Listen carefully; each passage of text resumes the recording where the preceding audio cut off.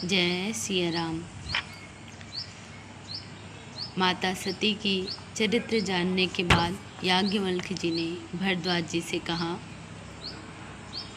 अब आपको मैं शिव जी का चरित्र सुनाता हूँ, क्योंकि माता सती तप करने चली गई।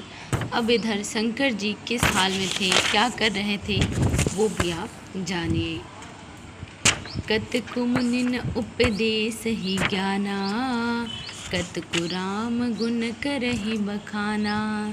जदपि अकाम तदपि भगवाना, भगत बिरह दुख दुखित सुजाना।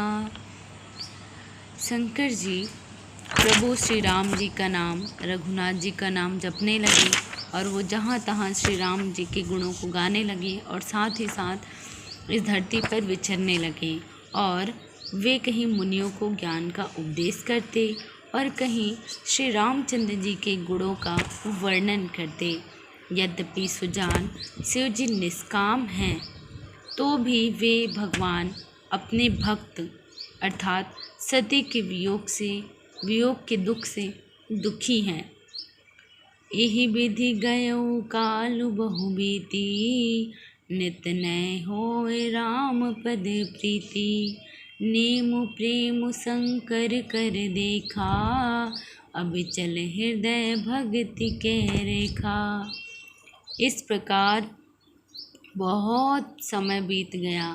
श्री रामचंद्र जी के चरणों में नित नई प्रीति हो रही है और शिव जी के कठोर नियम, अनन्य प्रेम, उनके हृदय में भक्ति की अटल टेक को जब श्री रामचंद्र जी ने देखा, इस प्रकार बहुत समय बीत गया और शिव जी का कठोर नियम अर्थात शिव जी का जो दृढ़ प्रेम है रघुनाथ जी में, वो प्रभु श्री राम जी ने देखा। तब प्रगट्यु राम कृतज्ञ कृपाला, रूपशील निधि तेज विशाला। बहु प्रकार शंकर ही सराहा, तुम बिनु अस व्रत को निर्वाहा। तब कृतज्ञ उपकार मानने वाले कृपालु, रूप और शील के भंडार महान तेज पुंज भगवान श्री रामचंद्र जी प्रकट हुए। उन्होंने बहुत तरह से शिव जी की सराहना की और कहा कि आपके बिना ऐसी कठिन व्रत कौन निभा सकता है। उसके बाद कहते हैं, बहुविधि राम शिवहि समुझावा, पार्वती कर जन्म सुनावा। अति पुनीत गिरिजा के करनी, विस्तर सहित कृपा निधि बरनी। श्री रामचंद्र जी ने बहुत प्रकार से शिव जी को समझाया और पार्वती जी का जन्म सुनाया।